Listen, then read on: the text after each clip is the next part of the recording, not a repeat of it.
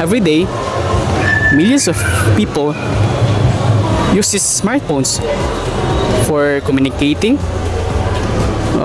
entertainment, school, and work. But there's one specific accessories that can help to protect these devices, which is the tempered glass. Today, we will learn why people buy tempered glass, how sellers set their prices, and how applied economics explain this market.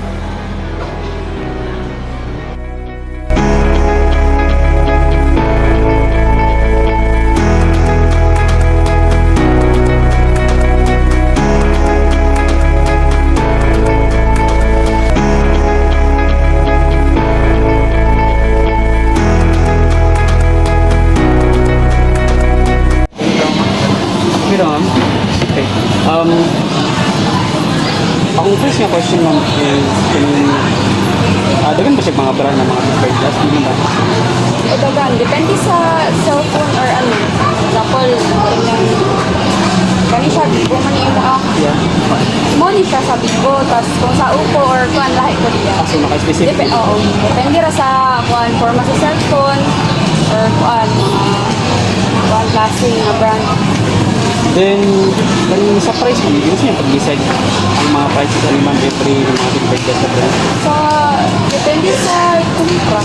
O barato or ubos-ubos ra, barato po lang Ay, so gabayan siya paligyan ng mga balance na yapon. and then, isa yung mga challenges ano ma'am, sa paligyan mo ano yung Dapat magkuan ko ay kinang permira ko mo dire nakulbaan dito kay kuan basta di na kumalinan ba pero ganyan yo sa amo nga gamito ni mong baba kay aron manguan ka kanang manguan lang important tao kita nga para makalinan sad ka na magamit kay sa stock. Thank you kayo ma'am.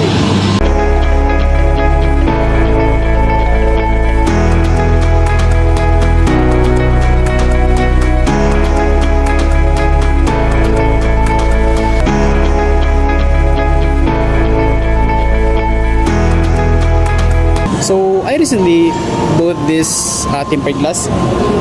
For original price is around 300, but it is because of the discount I got only at 150 to pay this. And while na in-install tong tempered glass, I also asked the seller kung paano nila to binibenta at kung paano nila binibigyan ng price ang iba-ibang mga tempered glass. So para sa akin, actually it is worth it.